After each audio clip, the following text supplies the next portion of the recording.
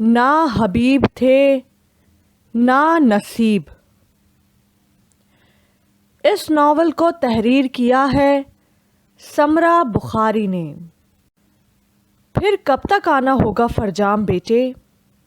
फूफो का लहजा पिछले चंद बरसों से मीठा होते होते अब तो खालिस शहद की तरह हो गया था। फरजाम की अम्मी अतीका बेगम ने नंद की जानिब कहर बरसाती नज़रों से देखा और फिर चाय का कप उठाकर एक सिप लिया। फूफो, अब तो गर्मियों की छुट्टियों में ही आ सकूंगा। फरजाम भी बड़ी अकीदत और मोहब्बत से जवाब दे रहा था। जल्दी आने की कोशिश किया करो बच्चे, इतनी दूर परदेश में अकेले पड़े हो। मैं तो हर वक्त फिक्रमंद रहती हूँ। हाँ, अम्मी हर वक्त आपको ही याद करती रहती हैं। फूफो की बड़ी बेटी सुमेरा सर झुकाए हौले हौले कह रही थी और अतीका का बस नहीं चल रहा था कि उन दोनों को अभी और इसी वक्त उठाकर बाहर फेंक दें। उन्हें याद था, यही तो वो नंद थी जिसने उनका जीना हराम कर रखा था। जब तक अतीका ससुराल में रही एक मिनट भी चैन का सांस नहीं लेने दिया। आज जिस फरजाम पर प्यार और मोहब्बत के डोंगरे बरसाए जा रहे थे, कल तक उसका वजूद इनकी आंखों में चुपता था, मगर उमर फरजाम लाइक फाइक निकला तो सभी प्यार जताने चले आते थे। अतीका भी बज़ाहिर पिछली बातें भुलाकर तपाक से मिलती थीं, मगर दिल में ठाने हुए थीं इन लोगों की ख्वाहिश पूरी नहीं होने देनी। ना तो उमर फरजाम के लिए उस खानदान की लड़की लानी है और ना ही छोटे वहाज के लिए। फरजाम भाई, आपकी ससुराल से ख़त आया है।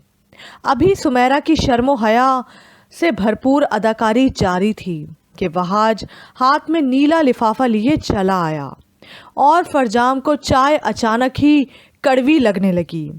आय हाय, खुदा ना करे जो वो लोग इसके ससुराली बने। ए अब्बा मियाँ बड़े सीधे सादे भोले भाले थे, यूं ही रवादारी में लाडले पोते की बात ठहरा दी। मगर इसका ये मतलब तो नहीं कि हम अपने बच्चे की शादी उन जाहिल गवार लोगों में कर दें। फुप्पो की बात अम्मी ने बड़े आराम से सुनी और फिर वहाज से कहने लगी, लाओ मुझे दो, मैं भी कितने दिनों से ख़त की मुंतज़िर थी। उसके बाद उन्होंने बड़े इत्मीनान से ख़त पढ़ा और फिर अपनी ऐनक के केस में रख लिया। क्या लिखा है उन लोगों ने? फुप्पो ये सब जानने को बड़ी बेचैन थी। सुमेरा की नज़रें भी मुमानी की जानिब निगरां थीं। वो उन लोगों की बेचैनी खूब समझ रही थी, मगर उसे कम करना नहीं चाहती थी। उनकी पूरी कोशिश थी कि उनकी बातों और चेहरे के तासुरात से ये लोग कुछ भी आखुज़ ना कर सकें। तुम कहाँ चले फरजाम? बेटे को उठते देखकर पूछने लगी। अम्मी, मुझे बहादुरपुर वापस जाना है, तैयारी करना है सफ़र की। वो ख़त आते ही उलझ गया था और माँ पर गुस्सा भी था कि उसके हज़ार इनकार के बावजूद वो उन्हीं गवारों की बेटी को बहू बनाकर लाने पर बज़िद थीं। पता नहीं कैसी थी, कौन थी, कुछ पढ़ी लिखी भी थी या चट्टी अनपढ़ थी। वो खुशनो बेगम, जिससे दादा अब्बा बचपन में उसकी बात तय कर गए थे और अम्मी अब्बा अब तक इस बात को निभाने के लिए खुलूसे दिल से कोशिश कर रहे थे, जबकि उमर फरजाम को उसके नाम से भी चिढ़ थी। भैया, तैयारी तो होती रहेगी, कुछ देर आकर बैठ जाओ ना। वो सुमेरा साहिबा तुम्हारे यूं उठकर चले आने से बुझ के रह गई हैं। वहाज के लहजे में शोखी ही शोखी थी। तुमने क्यों वो ख़त लाकर अम्मी को दिया? बाहर ही फाड़ देते। फरजाम उसकी शोखी को नज़रअंदाज करके तलखी से बोला, लो, ख्वामखा फाड़ देता। पता नहीं कितने प्यार से लिखा होगा अपने होने वाले दामाद को, कितनी दुआओं से नवाजा होगा और फिर भाभी खुशनवा के बारे में भी तो कुछ ना कुछ लिखा होगा। खबरदार जो उसे भाभी कहा तो फिर क्या भरजाई कहूँ? वहाज हंसा। کان کھول کر سن لو، اس گھر میں وہ گوار لڑکی میری بیوی بن کے نہیں آ سکتی۔ امی سے کہہ دو یہ میں نہیں کر سکتا۔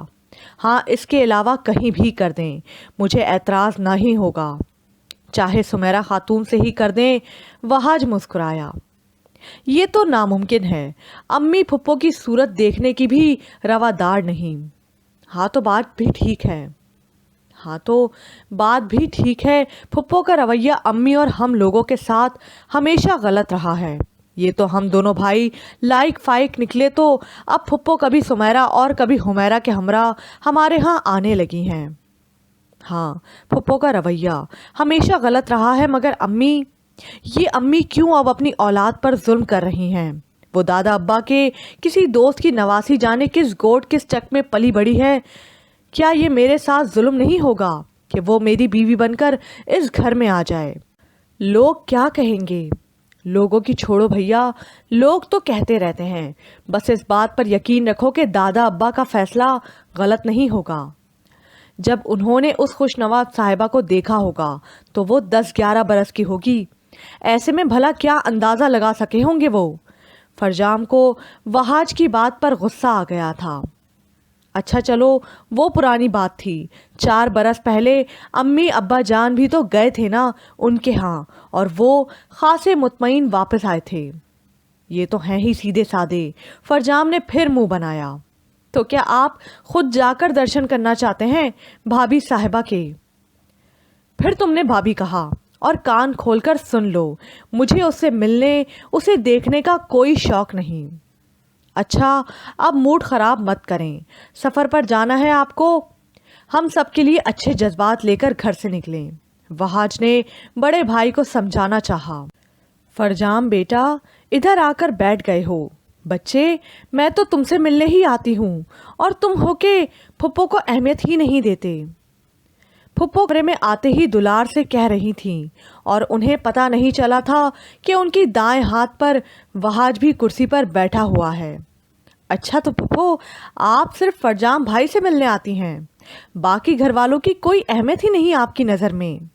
وہاج کو ان کی بات حقیقتاً بہت بری لگی تھی اور ان کے ارادے بھی وہ اچھی طرح جانتا تھا۔ انہیں اپنی بیٹیوں کے لیے اچھے رشتے چاہیے تھے۔ اگر یہ لڑکے راضی ہو جاتے تو انہوں نے آج بھی اپنی بھابھی اور ان لڑکوں کی ماں کو دودھ سے مکھی کی طرح نکالنا تھا۔ ارے نہیں بچے، وہ تو بس پھپھو میں خوب سمجھ گیا ہوں۔ وہاں جتنا کہہ کر دونوں بہنوں کو آواز دینے لگا۔ وہ نہیں چاہتا تھا کہ پھپھو کو اکیلے میں فرجام سے باتیں کرنے کا موقع ملے۔ فرجام تو پہلے ہی خوشنوا سے رشتے پر راضی نہیں تھا اور پھپھو کی باتیں جلتی پر تیل کا کام کر سکتی تھیں۔ فرجام بہادل پور یونیورسٹی میں MSc پریویس کا اسٹوڈنٹ تھا۔ وہ بے حد لائق فائق، ذہین اور خوبرو لڑکا تھا۔ ماں باپ کا ہمیشہ سے فرما بردار رہا تھا، بس ضد تھی تو صرف یہی کہ خوشنوا سے شادی نہیں کرنی۔ بہادل پور آئے اسے کئی ماہ ہونے کو آئے تھے۔ اسی دوران گھر فون پر بات بھی ہوتی، خط بھی لکھے، اور اس نے پوری کوشش کی کہ کسی طرح اپنے نقطۂ نظر سے آگاہ کر سکے۔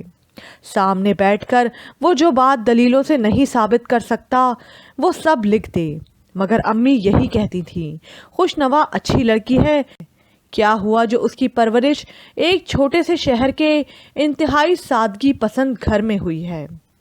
وہ ایک ذہین اور خود اعتماد لڑکی ہے۔ خود اعتماد، برقع اوڑھ کر ڈری سہمی سی گھر سے نکلتی ہوگی۔ ہر مرد کو دیکھ کر انہیں پسینہ آ جاتا ہوگا اور تیل چپڑے بالوں پہ دوپٹہ اوڑھ لیتی ہوگی۔ نہیں چاہیے مجھے ایسی لڑکی بیوی کے روپ میں۔ یہاں اس کی کلاس میں بہت سی لڑکیاں پڑھتی تھیں، مگر ان میں سے کوئی بھی اسے متاثر نہیں کر سکی۔ اسے تو کسی ایسی لڑکی کی تلاش تھی جو ذہین ہو، ذمہ دار ہو اور مقابل کے سامنے آ کر پورے اعتماد سے اپنی بات کر سکے، اور جو گھر کو خوش اسلوبی سے چلانے کا گر بھی جانتی ہو، اس کی ماں کی خدمت کرے اور اس کے بہن بھائیوں کو اپنے بہن بھائی سمجھے۔ اتنی خوبیوں والی لڑکی روئے زمین پر کہاں ہوگی، اس بارے میں کبھی نہیں سوچا۔ پھپھو کے خط بھی آتے رہتے تھے اور ہر خط میں سمیرا کی خوب تعریفیں ہوتی تھی۔ ان کے خط پڑھ کر یہی اندازہ ہوتا تھا کہ نہ صرف پھپھو کے گھر کا سارا کام بلکہ آس پڑوس کی ذمہ داریاں بھی سمیرا بیگم نے اپنے نازک کندھوں پر اٹھا رکھی ہیں۔ اسے سمیرا سے کبھی دلچسپی نہیں رہی تھی۔ اگر خوشنوا سے رشتہ ختم ہونے کی خوشخبری مل جاتی تو وہ دلہن تلاش کرنے کی ذمہ داری امی کو سونپ دیتا، اور جن لوگوں کو امی ناپسند کرتی تھیں اس سے نیا رشتہ جوڑنے کے بارے میں وہ سوچ بھی نہیں سکتا تھا۔ مگر اس نے پھپھو کو کبھی اپنے خیالات کے بارے میں نہیں بتایا۔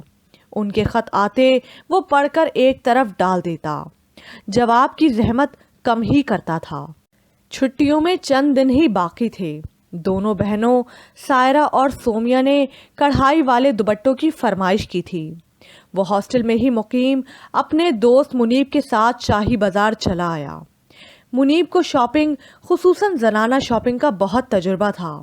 ایک وقت میں کئی لڑکیوں کو چکر دینا اس کے بائیں ہاتھ کا کام تھا۔ یونیورسٹی میں اس کی شہرت اسی وجہ سے تھی۔ وہ اکثر تحفے تحائف دیتا اور وصول کرتے رہتا تھا، سو تجربہ بہت تھا۔ شام سے رات ہو گئی اس خریداری میں۔ جب واپسی ہوئی تو دونوں خاصے تھکے ہوئے تھے۔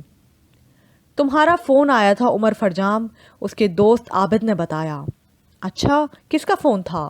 عمر فرجام نے اس کے بیڈ پر لیٹ کر پیر جوتوں سمیت اوپر رکھتے ہوئے کہا۔ تمہاری والدہ کا تھا، میں نے بتا دیا شاپنگ کے لیے نکلے ہو، کل پھر وہ بات کریں گی۔ اچھا، خبر خیریت کی تو لگ رہی تھی نا؟ ہاں ہاں، ان کے لہجے سے کسی پریشانی کا اظہار تو نہیں ہو رہا تھا۔ چلو پھر ٹھیک ہے، وہ مطمئن ہو گیا۔ اگلے روز پھر امی کا فون آیا۔ دیر تک باتیں ہوتی رہیں۔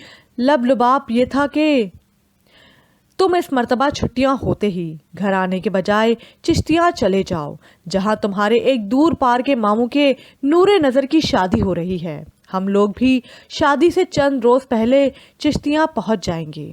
مگر امی، سب کی شرکت لازمی ہے ان دور پرے کے عزیزوں کی شادی میں، الجھ کر سوال ہوا۔ ہاں ہاں بالکل لازمی ہے، بہت پیار سے بلایا ہے، کیا ہوا جو رشتہ ذرا دور کا ہے، آخر ہے تو اپنے رشتہ دار۔ اور سنو، ملتان سے ادیر کو بھی لے لینا، اکٹھے چلے جانا، دل لگا رہے گا تم دونوں کا۔ امی، ہمارا پہلے جانا کیا ضروری ہے؟ آپ سب کے ساتھ بھی تو جایا جا سکتا ہے۔ اوہو فرجام، ایک تو تمہیں اپنے ننیال سے کبھی بھی محبت نہیں رہتی۔ نہیں نہیں امی، ایسی بات نہیں۔ ٹھیک ہے، میں ادیر سے فون پر بات کر لیتا ہوں، پھر اکٹھے ہی ہم دونوں چشتیاں چلے جائیں گے اور دور پرے کے ماموں کے بیٹے کی شادی میں جوش و خروش سے حصہ لیں گے۔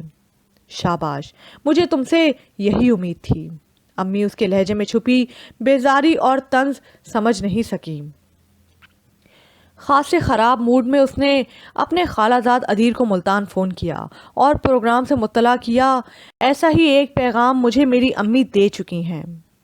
اور تم اتنے افسردہ کیوں ہو رہے ہو؟ چلیں گے یار، مزہ رہے گا، ادیر نے سمجھایا۔ مزہ رہے گا، جان نہ پہچان بڑی خالہ سلام۔ جان پہچان کیوں نہیں، آخر رشتے میں ہمارے ماموں ہوتے ہیں، اور ویسے بھی یار آج کل ہم جیسے لائق فائق خوبرو لڑکوں کو ہر کوئی لفٹ کرواتا ہے۔ امید ہے کوئی پرابلم نہیں ہوگی، بس چلنے کی تیاری کرو اور دعا کرو اسی تقریب میں میرا کام بن جائے۔ بھائی اب تنہا نہیں رہا جاتا ہم سے۔ جی جی، اور آپ کو نشتر میڈیکل میں تو کوئی بھائی نہیں، چشتیہ میں ضرور ہی پسند آ جائے گی۔ عمر فرجام اب کھل کر ہنسا۔ ہاں تو یہ کچھ ایسا ناممکن بھی نہیں۔ جس دن یہ دونوں حضرات بائی روڈ چشتیہ کے لیے روانہ ہوئے، موسم نے اچانک ہی پلٹا کھایا۔ ابھی چند روز پہلے تک سورج صبح جو نکلتا تو شام تک پوری آب و تاب سے چمکتا رہتا تھا اور اہل زمین کے مزاجوں میں گرمی ہی گرمی جھلکنے لگی تھی۔ مگر آج صبح اچانک ہی بادل آئے اور بن موسم وہ برسات ہوئی کہ نہ صرف مزاجوں کی گرمی جاتی رہی بلکہ چند اور ہنسی بھی انگڑائی لے کر بیدار ہو گئیں۔ جناب ادیر صاحب تو پہلے ہی عاشق مزاج واقع ہوئے تھے، اور فرجام کہہ رہا تھا بس اب ان ماموں محترم کے ہاں شادی کی تقریب میں شرکت کے لیے آئی ہوئی حسیناؤں کی خیر نہیں، میری مانو تو ایک آدھ عشق تم بھی کر لینا، وہ خوشنوا بھابھی تو اتنی دور بیٹھی ہیں خبر بھی نہیں ہوگی۔ ادیر نے اسے مفت مشورہ دیا، جی مجھے اگر عشق کرنا ہوگا تو کسی خوشنوا کو خاطر میں نہیں لاؤں گا۔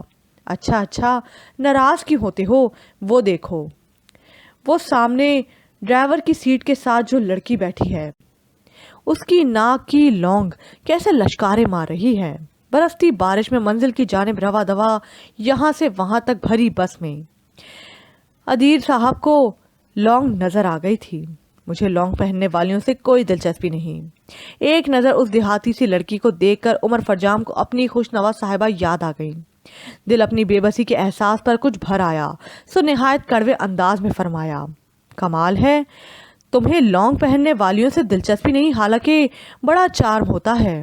اوہو یار، ایک تو تم نے زبردستی مجھے اس کھچا کھچ بھری ہوئی بس میں سوار کرایا، اور اب ایسی ویسی لڑکیوں کی تعریفیں کر کے مزید موڈ آف کر رہے ہو۔ مجبوری ہے یار، اب اس جگہ کوئی الٹرا ماڈرن حسینہ تو نظر آنے سے رہی، اسی پر گزارا کرنا ہوگا، تو کرو گزارا۔ عمر فرجام کو رہ رہ کر خوشنوا کا خیال ڈرا رہا تھا۔ کیا بات ہے، اچانک تمہارا مزاج اس قدر روکھا پھیکا کیوں ہونے لگا ہے؟ دوست نے فکر مندی کا اظہار کیا۔ بس یار، اپنی تقدیر پر رونا آنے لگا ہے۔ ہاں، دادا ابا کو بھی میں ہی ملا تھا اس ظلم کے لیے۔ انداز دردناک تھا، مگر ادیر خاص نے اثر نہیں لیا تھا، بلکہ مشورہ دیا کہ اگر ان چھٹیوں کا فائدہ اٹھا کر ایک چکر اپنے سسرالی شہر کا بھی لگا لو تو ہو سکتا ہے دل و دماغ پر اچھا اثر پڑے، بلکہ مجھے بھی ساتھ لے جانا، میں لاڈلا دیور بن کر بھابھی سے منٹوں میں فری ہو جاؤں گا، اور تم سے پردہ دار بی بی کی ملاقات کا پروگرام بھی منٹوں میں سیٹ کر لوں گا۔ میں محسوس کر رہا ہوں کمینے، تمہیں میرے تاریک فیوچر پر ذرا بھی افسوس نہیں۔ عمر فرجام نے گلہ کیا، مگر ادیر نے ٹھیک سے سنا نہیں۔ توجہ لمحہ بلمحہ تیز ہوتی بارش کی جانب تھی، اور وہ کہہ رہا تھا اگر چشتیاں میں بھی یوں ہی بارش ہوتی ہوئی پائی گئی تو برا ہوگا، گھر کی تلاش میں ہم بری طرح بھیگ جائیں گے، اور میرا خیال ہے بارش میں بھیگ کر میں کافی ہونک لگتا ہوں۔ دور نزدیک سے آئی ہوئی حسیناؤں پر فرسٹ امپریشن کچھ اچھا نہیں پڑے گا۔ فکر نہ کرو پیارے، تم بغیر بھیگے بھی ہونک ہی لگتے ہو۔ عمر فرجام نے شاید اب اپنا غم بھلا دیا تھا، جبھی انداز شوخی لیے ہوئے تھا، اور جب یہ لوگ چشتیاں پہنچے تو چھما چھم بارش ہو رہی تھی۔ ادیر کو گھر کے ایڈریس کا اندازہ عمر فرجام سے کچھ زیادہ تھا، اور وہ بتا رہا تھا کہ یہاں سے ماموں میاں کا گھر کچھ زیادہ دور نہیں، مگر یہ برستی بارش۔ فرجام نے کوفت کے عالم میں ٹپا ٹپ گرتے بارش کے قطروں کو دیکھا، اور جب یہ دو پڑھے لکھے خوبرو اسمارٹ نوجوان ماموں میاں کے سبز گیٹ والے گھر میں داخل ہوئے تو استقبال یقیناً غیر متوقع تھا۔ یہ خیال غلط ثابت ہوا کہ شخصیت ہر حال میں صنف نازک کو متاثر کر سکتی ہے کہ وہ گندم کی سنہری بالیوں جیسی رنگت والی لڑکی پولیس والوں کے سے انداز میں تفتیش کے بعد انہیں اندر لانے پر راضی ہوئی تھی۔ یہ جوتے تو یہی اتار دیں، کیچڑ سے لت پت ہیں، کمروں کا فرش خراب ہوگا۔ اس نے اپنی خوبصورت سی ناک سکیڑ کر ان کے جوتوں کی جانب اشارہ کیا۔ مجبوری تھی کہ نہیں جانتے تھے اس گھر میں محترمہ کی حیثیت کیا ہے، سو حکم کی تعمیل ہوئی۔ خاصے بھیگ چکے ہیں، پانی کپڑوں سے ٹپک رہا ہے، کمروں کے فرش خراب ہوں گے۔ وہ ذرا ہلکی آواز میں خود کلامی کے انداز میں گویا ہوئی، پھر اونچی آواز میں بولی، آپ کا بھی تو قصور نہیں، بارش ہی بہت تیز ہے، آ جائیں اندر، آ جائیں آپ لوگ۔ اور دل ہی دل میں لڑکی کے رویے پر پیچ و تاب کھاتے دونوں اندر چلے آئے۔ خیال تو تھا کہ شادی والے گھر میں ہر سو آوازیں ہوں گی، ڈھولک پر تھاپ پڑ رہی ہوگی، اور لاؤ بالی چھوریاں دل کو لبھا دینے والے گیت گا رہی ہوں گی، مگر یہاں تو ہر سو بھائے بھائے کرتا سناٹا تھا، نہ بندہ نہ بندے کی ذات سوائے اس ظالم حسینہ کے جسے اب بھی صرف فرش کی فکر تھی، جس پر ان کے کپڑے سے ٹپکنے والا پانی نقش و نگار بنا رہا تھا۔ آپ دونوں لباس تبدیل کر لیں تو بہتر نہیں ہوگا؟ آخر محترمہ بول اٹھیں۔ بی بی بہت بہتر ہوگا، ادیر نے فوراً کہا اور اپنے سوٹ کیس پر جھک گیا۔ عمر فرجام نے بھی تقلید کی۔ وہ واش روم کی جانب اشارہ کرنے کے بعد خود اس کمرے میں کھلنے والے 20 دروازوں میں سے ایک کی جانب بڑھ گئیں۔ جب واپس آئی تو یہ دونوں خاصے اداس اور فکر مند سے بیٹھے تھے۔ اس نے چائے کے برتن سینٹر ٹیبل پر رکھے اور چائے بنانے لگی۔ سنیں، یہ احمد علی صاحب کا گھر ہی ہے نا؟ عمر فرجام نے آخر پوچھ ہی لیا کہ اس گھر کی خاموشی نے دل میں یہ خیال واسق کر دیا تھا کہ ہو نہ ہو غلط گھر میں آ گئے ہیں۔ پہلی مرتبہ احمد علی صاحب کے ہاں آئے ہیں آپ لوگ؟ اس نے کمان سے آئیبرو اچکا کر ان دونوں کی جانب دیکھا۔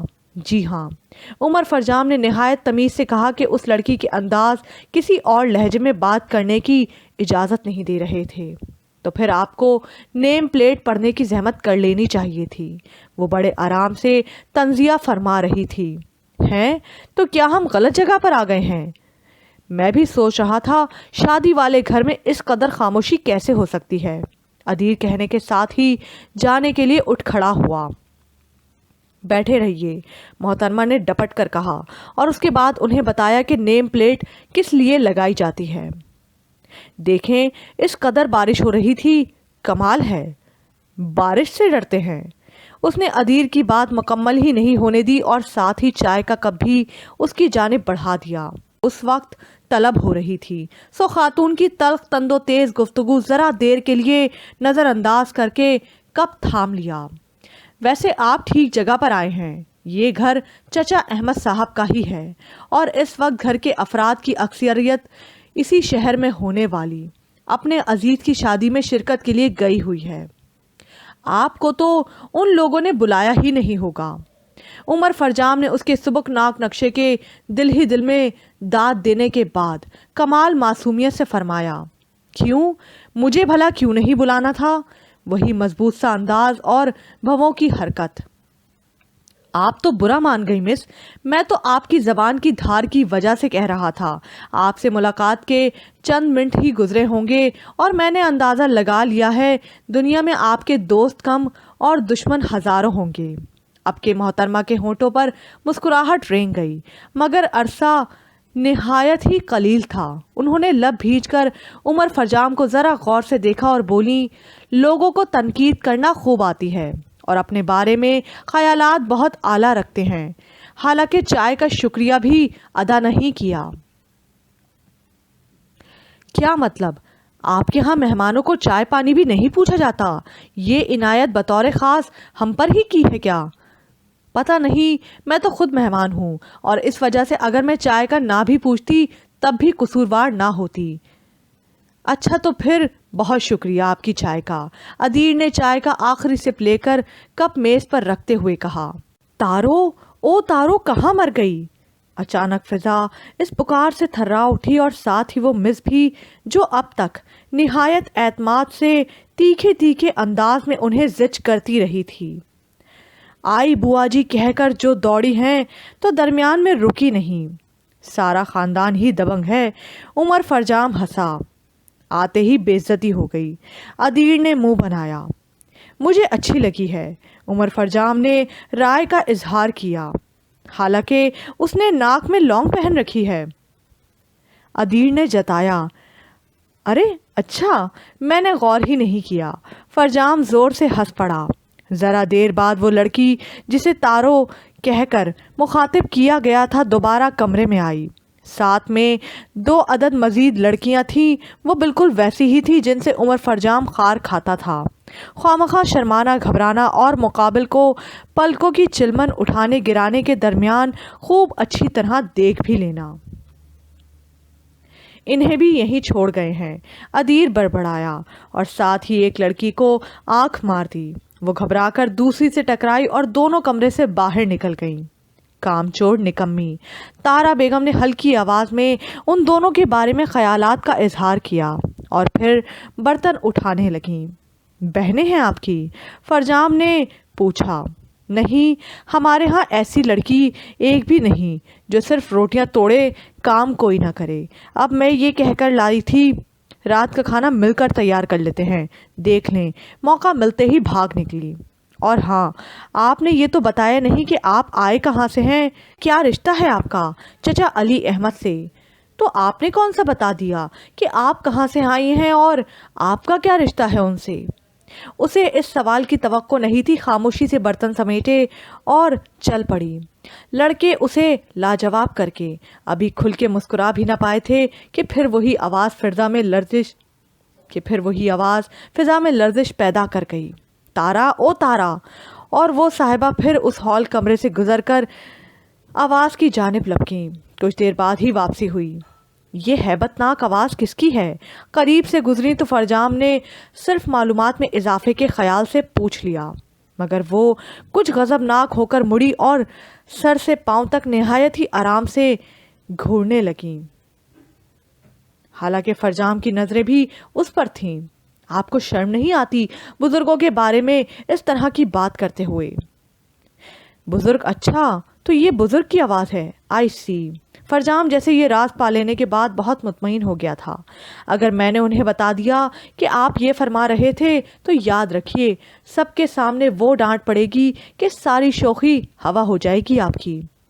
آپ جو اس قدر سلجھی ہوئی دکھائی دیتی ہیں، شاید بچپن سے ان کی ڈانٹ کے زیر اثر رہی ہیں۔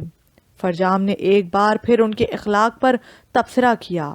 ادھر پرواہ نہیں تھی، انہیں یوں ہی چھوڑ کر ایک دروازے کی طرف بڑھی اور کسی کو پکارا۔ تھوڑی دیر بعد وہی دونوں لڑکیاں پھر سامنے آئیں۔ چلو آ جاؤ کچن میں، گھر والے تو پتہ نہیں کب تک لوٹیں گے، ہمیں مہمانوں کے لیے کھانا تو تیار کر لینا چاہیے۔ وہ دونوں لڑکیوں کو سمجھا رہی تھی، پھر وہ تینوں شاید کچن میں چلی گئی۔ باہر بارش برستی رہی اور اندر کمرے میں یہ دونوں خاموش بیٹھے الوؤں کی طرح آنکھیں پھاڑ پھاڑ کر ادھر ادھر دیکھتے رہے۔ شاید کوئی آ رہا ہے۔ برستی بارش کے شور میں کچھ انسانی آوازیں فرجام نے بھی محسوس کی اور ادیر کی بات پر سر از بات میں ہلا دیا۔ شاید اہل خانہ شادی خانہ آبادی سے واپس تشریف لے آئے ہیں۔ ابھی اظہار خیال ہو رہا تھا کہ مس تارا کی صورت پھر اس کمرے میں دکھائی دی۔ لگتا ہے مزید مہمان آئے ہیں، وہ اتنا کہہ کر شاید استقبال کے لیے باہر نکل گئیں۔ انہوں نے کسی دلچسپی کا رتی بھر مظاہرہ نہیں کیا۔ بڑے افسوس کی بات ہے۔ تھوڑی دیر بعد وہ دروازے سے جھانکتے ہوئے کہہ رہی تھیں، کیا ہوا؟ دونوں نے یک زبان ہو کر پوچھا۔ میں بتا کر گئی ہوں کہ مہمان آئے ہیں، پھر بھی آپ لوگ کرسیوں پر سج کر بیٹھے ہیں۔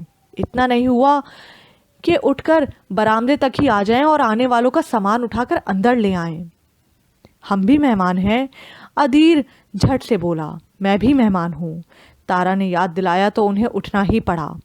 آنے والے برآمدے تک پہنچ گئے تھے۔ اف، اس قدر سامان! لگتا تھا بقیہ عمر اس گھر میں گزارنے کا عہد کر کے گھر سے نکلے ہیں۔ ڈھیروں بچے، 2 عدد دھان پان سے مرد، ایک فلمی ہیروز سے بے پناہ متاثر نظر آنے والا لڑکا اور 3 عدد صحت مند قسم کی خواتین، جن میں سے ایک کیچڑ میں لت پت تھیں۔ ادیر کو ہنسی آ گئی اور غضب ہوا کہ انہوں نے اسے ہنستے ہوئے دیکھ بھی لیا تھا۔ یہ بے ادب کس کا نور نظر ہے لڑکی؟ انہوں نے تارا صاحبہ سے معلومات حاصل کرنا چاہیے۔ پتہ نہیں، آپ اندر آئیے، کپڑے تبدیل کیجئے، دیکھیں سارا فرش۔ تارا صاحبہ کو شاید فرش کی بہت فکر رہتی تھی، مگر پھر خاتون کے تیور دیکھ کر باقی کا فکرہ دانتوں تلے دبا لیا۔ آئے ہائے، اتنا مہنگا جاپانی سوٹ پہن کر گھر سے نکلی تھی، یہاں گھر کے بالکل سامنے یہ اجو کمبخت جانے نظر کہاں اٹکی تھی اس کی، آ کر مجھ سے ٹکرایا اور میں گر پڑی۔ انہوں نے 2 ہتھڑ اپنے ساتھ آنے والے نوجوان کو رسید کر کے بیتا سنائی۔ کوئی بات نہیں آنٹی، آپ ایسے بھی اچھی لگ رہی ہیں، آئیے اندر آئیے پلیز، عمر فرجام نے بظاہر معصومیت سے تعریف کی تھی۔ تارا نے منہ پھیر لیا اور ادیر تو کسی کی پرواہ کیے بغیر ہنسے جا رہا تھا۔ بری بات، تم بھی گر سکتے ہو، فرجام نے خاتون کا ہمدرد بن کر ڈانٹ پلائی۔ میں کپڑے بدل لوں پھر پوچھتی ہوں اس لڑکے کو۔ خاتون نے فرجام کو اپنا مکمل ہمدرد تسلیم کرنے کے بعد ادیر کو غصے سے گھورتے ہوئے کہا، بیگم میرا سوٹ کیس نظر نہیں آ رہا۔ ایک حضرت نے تمام سامان پر پریشان سی نظر ڈال کر کیچڑ میں نہائی محترمہ سے دریافت کیا۔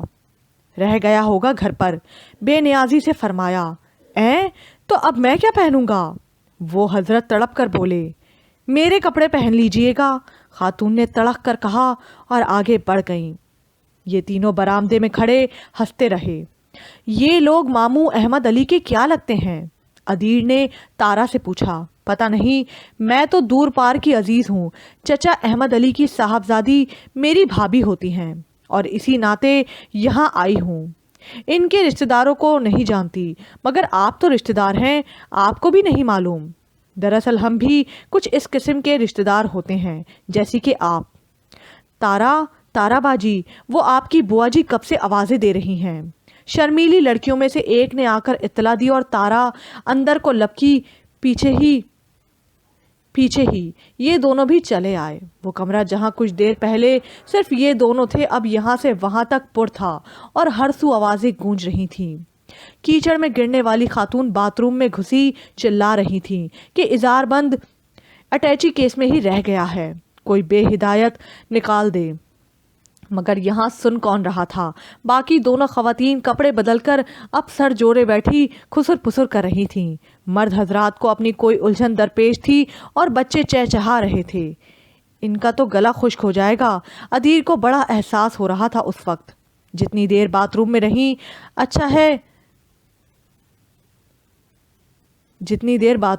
اچھا ہے، یاد نہیں کہہ رہی تھی کپڑے بدلتے ہی تمہیں پوچھنا ہے۔ اوہ، ادیر نے ڈرنے کی اداکاری کی اور ایک کرسی کھینچ کر بیٹھ گیا۔ یہ خالہ جی شاید کچھ مانگ رہی ہیں۔ تارا نے ادھر ادھر دیکھ کر آواز پر غور کیا اور ان خواتین سے کہا، اسے عادت ہے، جب بھی نہانے جاتی ہے کوئی نہ کوئی چیز بھول جاتی ہے، پھر بعد میں ہمیں پکڑانا پڑتی ہے۔ خاتون نے منہ بنا کر کہا اور پھر آرام سے باتیں وہیں سے شروع کر دیں جہاں سے سلسلہ ٹوٹا تھا۔ اب تارا ان خاتون کے شوہر کی جانب لپکیں اور شکر ہوا کہ وہ فوراً بیگم کی مدد کو لپکے۔ یہ گھر والے کب تک آئیں گے؟ فرجام نے تارا سے پوچھا۔ آج مہندی کا فنکشن ہے، دیر ہو جائے گی۔ آپا زیتون وغیرہ گھر پر نہیں؟ تم لوگوں نے بتایا کیوں نہیں؟ ہم تو ناراض بیٹھے تھے کہ سب کمروں میں گھسے ہوئے ہیں، کوئی ملنے کے لیے باہر بھی نہیں نکلا۔ اب کے دونوں خواتین کھلکھلائیں اور مرد بھی اس کھلکھلاہٹ میں شامل ہو گئے۔ اتنے میں باتھ روم والی خاتون یہ کہتی ہوئی باہر آ گئیں، اے بھابھی شنو، دیکھی تم نے ان لوگوں کی محبت، اتنی دیر ہو گئی ہمیں آئے ہوئے، مجال ہے کسی نے کمرے میں جھانکا بھی ہو۔ ہم کوئی گرے پڑے نہیں ہیں، میرے 2 بیٹے سعودی عرب گئے ہوئے ہیں، احمد علی سے زیادہ دولت ہے ہمارے گھر میں، یہ سمجھتے کیا ہیں خود کو؟ ہم بھی کوئی ملنے کو ترس نہیں رہے، چلو جی سامان اٹھاؤ، ہم واپس جائیں گے۔ اور جب علم ہوا کہ گھر والے تو ایک شادی میں شرکت کے لیے گئے ہوئے ہیں تو بنا اپنی باتوں پر شرمندہ ہوئے کہنے لگیں، ہاں میں تو پہلے ہی سوچ رہی تھی، بھابھی زیتون سے بے مروتی کی توقع نہیں کی جا سکتی، وہ بیچاری تو بڑی اچھی ہیں، کیوں آپا بلکیز؟ اور یوں پینترا بدلنے پر دونوں لڑکے حیران رہ گئے۔ ادیر نے شانے اچکا کر حیرت کا بھرپور اظہار کیا اور عمر فرجام نے ہونٹ دانتوں تلے دبا کر امڑ آنے والی بے ساختہ مسکراہٹ روکی۔ لڑکیاں کچن میں تھیں اور یہاں کمرے میں خواتین و حضرات کے درمیان نہ ختم ہونے والی بحث چل رہی تھی۔ بچے آپس کی لڑائیوں میں الجھے ہوئے تھے اور ان دونوں کی بالکل سمجھ میں نہیں آ رہا تھا کہ اس ساری سچویشن میں انہیں کیا کرنا چاہیے۔ سفر کی تھکان اب کچھ زیادہ ہی محسوس ہونے لگی تھی اور رہ رہ کر ان بچوں پر غصہ آ رہا تھا جنہوں نے ہر بات چیخ چیخ کر کرنے کا عہد کر رکھا تھا۔ پلیز آپ انہیں خاموش کروائیں۔ آخر تنگ آ کر فرجام نے اس وسیع خاندان کے واحد جوان فرد کو مخاطب کیا۔ اس نے فلمی دنیا کے جگمگاتے چہروں والے اخبار سے نظریں اٹھا کر ذرا کی ذرا ان کی جانب توجہ کی اور پھر یہ کہہ کر بچے ہیں شور تو کریں گے، دوبارہ اخبار پر نظریں گاڑ دیں۔ کیوں نہ ہم بھی کچن میں چلیں؟ کچھ دیر بعد ادیر سے مشورہ کیا۔ جی، اور وہاں تارا صاحبہ کی طنز بھری گفتگو سے دل و دماغ منور کریں۔ نہ بابا، مجھ میں بے عزتی کروانے کی ہمت نہیں۔ اف، میرے سر میں درد ہونے لگا۔ فرجام نے سر ہاتھوں میں تھامتے ہوئے کہا، تمہارا کیا خیال ہے؟ میں بہت خوش و خرم بیٹھا اس سارے ہنگامے کو انجوائے کر رہا ہوں۔ جی چاہتا ہے اس خبیث بچوں کو ایسی مار لگاؤں کہ نانی یاد آ جائے۔ کس کی؟ ان کی اپنی یا تمہاری؟ فرجام نے سر اوپر اٹھا کر پوچھا۔ مذاق نہ کرو، میں اس وقت داد دینے کی پوزیشن میں ہرگز نہیں ہوں۔ ہیں؟ آپ دونوں ابھی تک یہی کرسیوں پر بیٹھے ہیں؟ تارا ہاتھ میں چند پیاز پلیٹ اور چھری لے کر ادھر آئی اور سخت تعجب کا اظہار کیا۔ تو کیا ہمیں نہیں بیٹھنا چاہیے؟ ادیر نے پریشان ہو کر پوچھا۔ میرا مطلب تھا… اچھا خیر چھوڑیں، یہ خالہ جی آپ پکڑیں پلیٹ اور پیاز کاٹیں، کھانا بنانا ہے۔ اس نے مسلسل بولتی بلقیس بیگم کے سامنے سب ڈھیر کر دیا۔ ایک لمحے کو تو وہ حیران سی ہو گئیں، پھر بولی، لو ابھی تو اتنا لمبا سفر کر کے آئے ہیں ہم سے نہیں کٹتی پیاز ویاز۔ ٹھیک ہے، مرضی ہے آپ کی، میں نے سوچا بھوک لگی ہوگی، بچوں کے لیے کھانا ہی پکا دوں، گھر والے تو پتہ نہیں کب تک آئیں گے، نہیں تو نہ صحیح۔ وہ سب کچھ پھر سے اٹھانے لگی۔ خاتون نے جب محسوس کیا کہ یوں تو رات کا کھانا ہاتھ سے جاتا ہے تو پھر وہ سب اس کے ہاتھ سے لے لیا۔ آپ دونوں آئے میرے ساتھ، تارا نے ان دونوں سے کہا اور چل پڑی۔ پیچھے یہ دونوں بھی ہو لیے۔ ادھر اس کمرے میں چلے جائیں، کچھ دیر آرام کر لیں، سفر سے آئے ہیں۔ اور مارے تشکر کے دونوں کی آنکھیں جھک جھک گئیں۔ وہ کمرے کی جانب اشارہ کر کے خود واپس کچن کی طرف چلی گئی اور یہ دونوں اندر داخل ہو گئے۔ تارا، نی تارا، ارے یہ مستنڈے کون ہیں؟ انہیں معلوم نہیں تھا کہ بوا جی محترمہ اسی کمرے میں رونق افروز ہوتی ہیں۔ جو ہی اندر داخل ہوئے کمرہ ان کی تیز آواز سے گونج اٹھا۔ لو، ایک نیا خطاب، مستنڈے۔ ادیر واپسی کو پلٹا اور دوڑ کر ادھر ہی آتی تارا بیگم سے ٹکراتے ٹکراتے بچا۔ آپ کہاں دوڑے جا رہے ہیں؟ اس نے اسے پرے دھکیلنے کی کوشش کرتے ہوئے کہا اور خود پہنچ گئی جھٹ پٹ بوا جی کے حضور۔ بوا جی بلایا تھا آپ نے مجھے؟ او ہاں مرن جوگیے، کب سے بلا رہی ہوں، سنتی ہی نہیں۔ دیکھیں کون مستنڈے گھس آئے ہیں میرے کمرے میں، ہائے میرے زیورات بھی کھلے پڑے ہیں۔ تارا نے ان دونوں کی طرف دیکھا اور پھر ہنسنا شروع کر دیا۔ اگر آپ کی بوا جی کی نظر خراب ہے تو ہمارا کیا قصور؟ فرجام کو اس ہنسی پر سخت اعتراض تھا۔ کیا کہتا ہے یہ؟ نی اب دانت نکالتی جائے گی یا مجھے بھی کچھ بتائے گی؟ انہوں نے قریب بیٹھی تارا کو ایک ہاتھ رسید کر کے کہا۔ اب یہ دونوں ہنس پڑے۔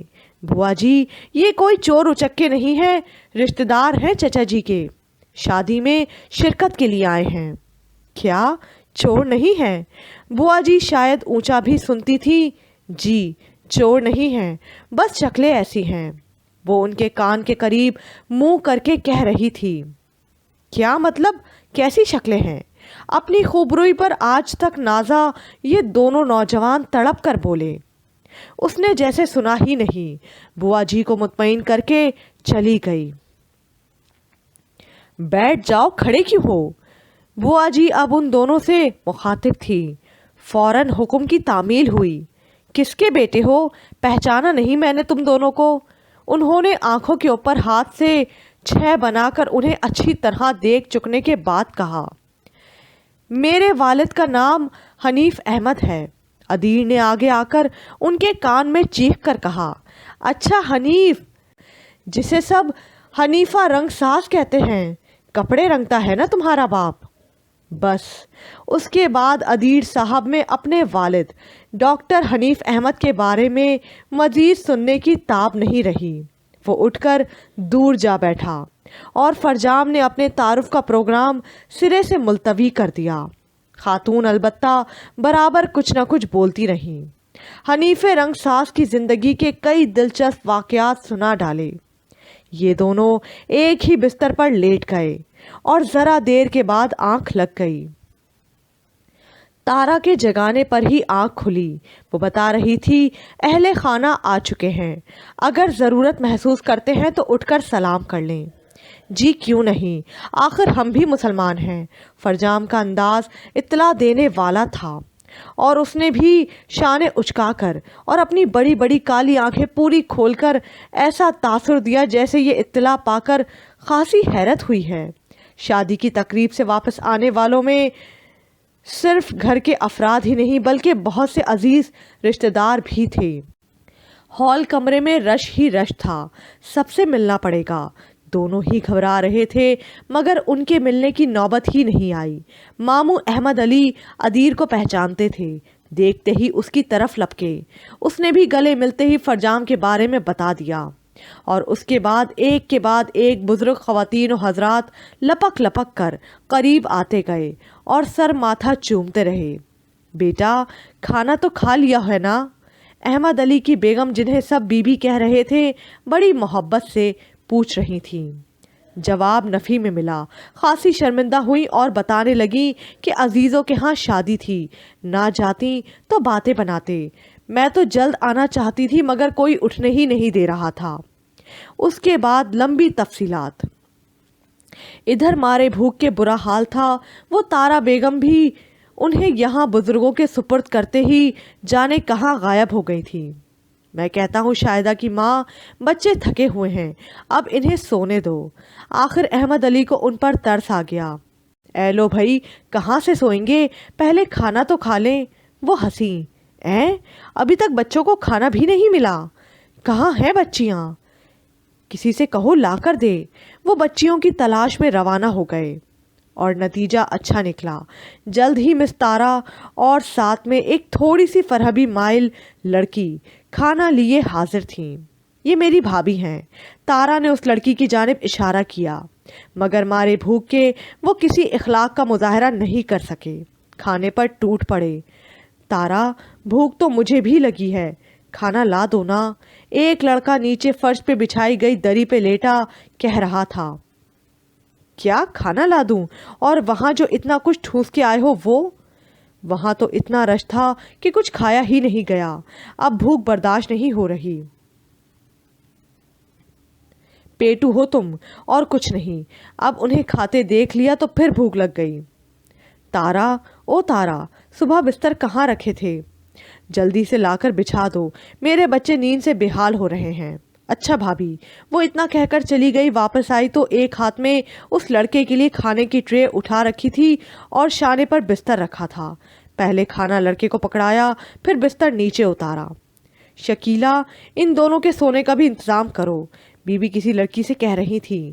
آج بارش کی وجہ سے سب اندر ہی سوئیں گے۔ لڑکوں کے لیے میں نے بیٹھک میں بستر لگا دیے ہیں، جواب تارا نے دیا۔ بی بی مطمئن ہو گئیں۔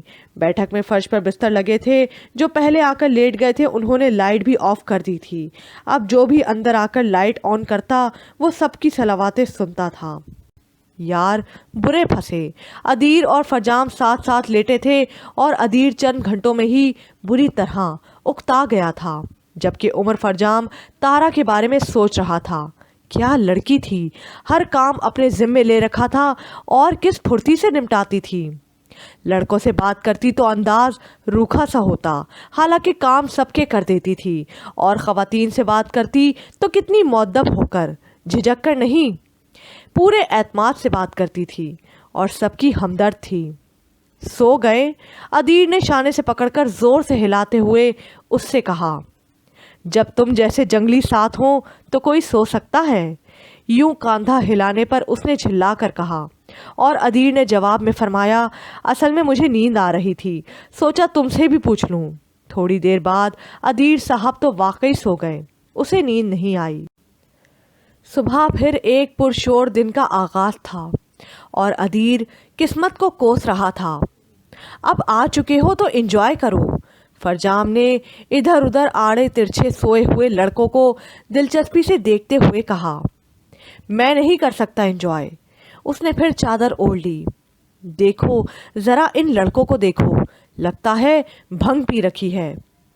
او پوستیوں، اٹھ جاؤ اب، نہیں تو ناشتہ نہیں ملے گا۔ تارا نے اندر جھانکا، لڑکوں کو ابھی تک سوتے دیکھا تو شور مچانا شروع کر دیا۔ اف، صبح ہی صبح! ادیر نے چادر منہ سے ہٹا کر کوفت کے عالم میں کہا۔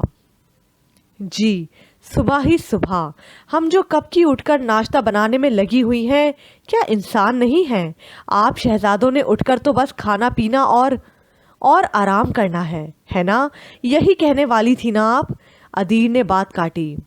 اتنا سچ بولنے کی جرت نہیں ہے مجھ میں۔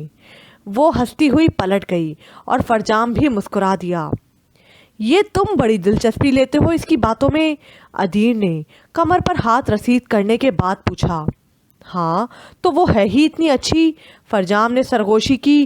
کیونکہ یہاں بہت سے دوسرے بھی موجود تھے۔ کیا؟ ادیر اتنی زور سے چیخا کہ وہ جو تارا کی آواز پر بھی نہیں جاگے تھے اب باقاعدہ اٹھ بیٹھے۔ آپے میں رہو ذلیل، وہ جو ادھر ہماری بھابھی بیٹھی ہیں ان کا کیا بنے گا؟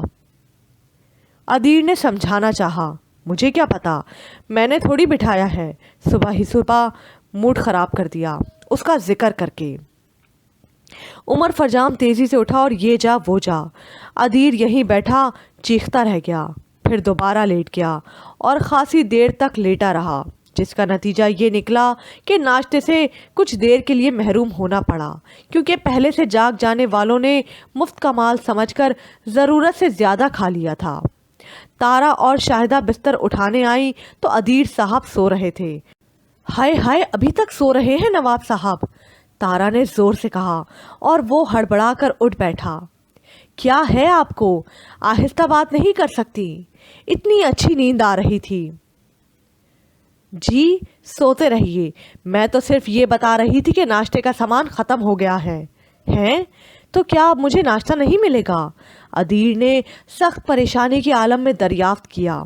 دیکھا شاہدہ، نیند کیسے منٹوں میں غائب ہو گئی۔ وہ ہنسی اڑا رہی تھی۔ تو کیا آپ نے مجھے بیدار کرنے کے لیے ایسا کہا تھا؟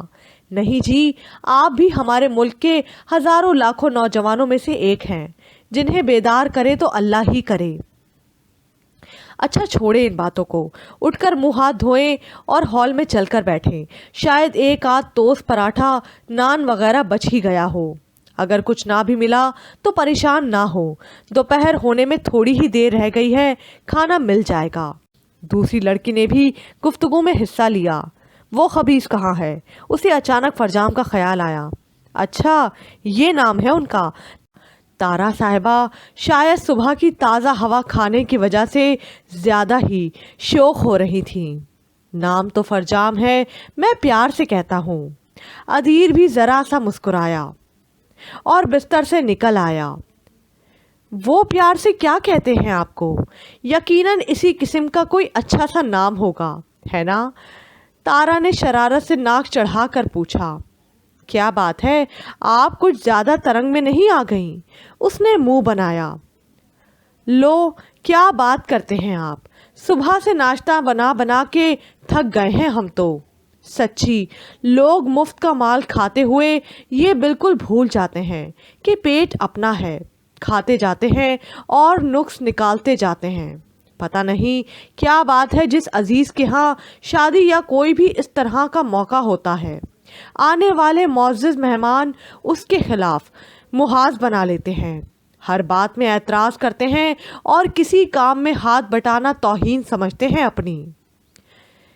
یہ ساری باتیں آپ میری طرف دیکھ کر کیوں کر رہی ہیں؟ میں نے تو کھانے میں نقص نہیں نکالے، نہ ہی کسی اور کام پر اعتراض کیا ہے۔ یہ تو چور کی داڑھی میں تنکا والی بات ہو گئی۔ لڑکیاں بستر سمیٹنے کے دوران ہنسے جا رہی تھیں۔ وہ اٹھ کر باتھ روم میں گھس گیا۔ رات کو بارش کا سلسلہ رک گیا تھا، مگر اب صبح سے وقفے وقفے سے ہلکی بارش ہو رہی تھی۔ سب مہمان خواتین و حضرات لان میں جمع تھے۔ بچے آنکھ مچولی کھیلنے کا عزم لے کر میدان میں اتر آئے تھے۔ حضرات سیاست پر تبصرے میں مصروف تھے۔ دو ادھڑ عمر جیالوں میں اپنی اپنی پارٹی کی خوبیوں اور دوسروں پر قابل گرفت اعتراضات کی وجہ سے خاصا جھگڑا ہو گیا تھا، اور اب دونوں منہ بنائے الگ الگ بیٹھے تھے۔ خواتین مسلسل بول رہی تھیں۔ کیا بول رہی تھی؟ عمر فرجام نے بہت کوشش کی، مگر رفتار اتنی تیز تھی کہ ایک لفظ بھی اس کے پلے نہیں پڑ سکا۔ آ گئے تم ادیر؟ ادیر ادھر آیا تو فرجام جو کب سے بیٹھا ادھر ادھر دیکھ رہا تھا مسکرایا اور پھر پاس بٹھا کر اطلاع دی، ناشتہ ختم ہو چکا ہے۔ ظاہر ہے تم جو کھانے والوں میں شامل تھے، پھر بھلا کچھ بچ سکتا ہے؟ ارے نہیں یار، میں نے تو خود بڑی مشکل سے ایک عدد نان حاصل کیا تھا۔ یہ بچے تو کچھ چھوڑتے ہی نہیں، اور پھر بھی مائیں ایک دوسرے سے کہہ رہی تھی میرے بچے کو بھوک کم لگتی ہے، کچھ کھاتا ہی نہیں ہے۔ ابھی نہ کھانے پہ یہ حال ہے، اگر کھانے لگے تو اللہ ہی حافظ ہے۔ اچھا ان کی فکر چھوڑو، مجھے بتاؤ میں کیا کروں، بڑی سخت بھوک لگی ہے۔ گولی مارو بھوک کو، میری بات سنو۔ وہ جو سب سوٹ پہنے بیٹھی ہیں، جنہوں نے بڑے بڑے بندے پہن رکھے ہیں، وہ مجھے اپنی فرزندی میں لینے کا منصوبہ بنائے بیٹھی ہیں۔ وہ جو کالی کلوٹی سی ہیں۔ ادیر نے بھی بھرپور دلچسپی لی۔ ہاں ہاں وہی۔ فرجام مسکرایا۔ ہاں اچھی لگ رہی ہیں، اور تمہاری ساس بن کر تو اور بھی غضب ڈھائیں گی۔ اس عمر میں بھی خوش لباس اور خوش مزاج معلوم ہوتی ہیں۔ ادیر نے طنزیہ انداز اپنا کر تعریف کی۔ فرجام بھی سمجھ کر ساتھ شریک ہو گیا۔ خوش لباس تو یہاں سبھی ہیں، البتہ خوش مزاجی کی ایک ہلکی سی جھلک صبح میں نے دیکھی ہے۔ بڑے پیار سے اپنے شوہر کو کام چور، سست، تلجود، اور ان کی اماں کو بی جمالو، اور سارے خاندان کو آوارہ، چغل خور، نکما کہہ رہی تھیں۔ سبحان اللہ، میری مانو تو اس رشتے کے لیے ہاں کر دو۔ جب اماں کی زبان اتنی شائستہ ہے تو بیٹی کے منہ سے بھی ضرور پھول جھڑتے ہوں گے۔ تم چن چن کر گلدستے بناتے رہنا، ملازمت تو آج کل ملتی نہیں، گلدستے بیچا کرنا۔ دونوں ہنسے جا رہے تھے جب تارا نے ناشتے کی ٹرے لا کے ادیر کے سامنے رکھ دی۔ آپ تو کہتی تھی سب ختم ہو گیا ہے، اس نے جھٹ ٹرے قبضے میں کرتے ہوئے کہا۔ جی سچ ہی کہا تھا میں نے، اصل میں کچھ بزرگ بھی بغیر ناشتے کے تھے، ان کے لیے دوبارہ بنایا تو آپ کے لیے بھی بنا دیا۔ آپ کا بے حد شکریہ، آپ کے اخلاق نے مجھے بڑا متاثر کیا ہے، فرجام ایک جذب کے عالم میں کہہ رہا تھا۔ اطلاع کے لیے عرض ہے کہ ناشتہ میں ان کے لیے بنا کر لائی ہوں۔ وہ ذرا بھی اس تعریف سے دلچسپی لیے بغیر مخصوص جتانے والے انداز میں کہہ کر گئی۔ تم اور کرو تعریفیں، وہ لڑکی اس ٹائپ کی نہیں ہے پیارے یار، اسی لیے تو اچھی لگتی ہے۔ اچھا اب دوبارہ اس کے منہ پر تعریف نہ کرنا، کوئی پتہ نہیں گال پر پھول سا ہاتھ مار دے۔ آئے ہائے، تمہیں چائے مل گئی؟ میں تو صبح سے چیخ رہی ہوں، کسی نے نہیں دی۔ تم جا کر اور لے آؤ۔ بچے یہ مجھے پکڑا دو۔ خاتون کا انداز اس قدر نادیدہ تھا کہ اگر ادیر چائے پی لیتا تو یقیناً ہضم نہیں ہوتی۔ غصے کے عالم میں چائے کا کپ انہیں تھما دیا۔ پہلا سپ لیتے ہی جیسے خمار سا طاری ہو گیا۔ کہنے لگیں، صبح ہمیں جو دی تھی وہ تو ابلا ہوا پانی لگتی تھی، لیکن تمہارے لیے آہا کیا خوشبو ہے، اور کیسی مزیدار۔ ہاں بھائی، جوان لڑکوں پر تو ہر کسی کی نظر رہتی ہے۔ ویسے کس لڑکی نے بنائی ہے یہ چائے؟ بچ کے رہنا، بڑی چنڈالے ہیں سب کی سب۔ یہ خود بھی کچھ ایسا ہی ہے، فرجام نے مسکراہٹ دبا کر خاتون سے کہا، جبکہ ادیر چائے چھن جانے کا غم بنا رہا تھا۔ آئے نہیں، یہ تو بڑا بیبا لگ رہا ہے، بلکہ تم دونوں ہی بڑے اچھے دکھائی دیتے ہو۔ کس کے بیٹے ہو؟ کہاں سے آئے ہو؟ اماں ابا کیوں نہیں آئے تمہارے؟ ایک ساتھ اتنے سوال، ماموں احمد علی نے بر وقت آ کر انہیں جواب دینے سے بچا لیا۔ ماموں جان، دولہ میاں کو کہاں چھپا رکھا ہے؟ ان سے ملاقات ہی نہیں ہوئی ہماری۔ فرجام بیٹے، وہ تو لاہور میں ملازم ہے، شادی سے 2 روز پہلے ہی آ سکے گا۔ لیجئے، جن کی وجہ سے یہ محشر برپا ہے وہ لاہور بیٹھے چین کی بنسی بجا رہے ہیں۔ فرجام شانے اچکا کر رہ گیا۔ چچا جان، کسی کو اسٹیشن پر بھیج دیتے، امی اکیلی کیسے آئیں گی؟ تارا ایک بار پھر نمودار ہوئی تھی۔ ہاں ہاں بیٹے، فکر کیوں کرتی ہو؟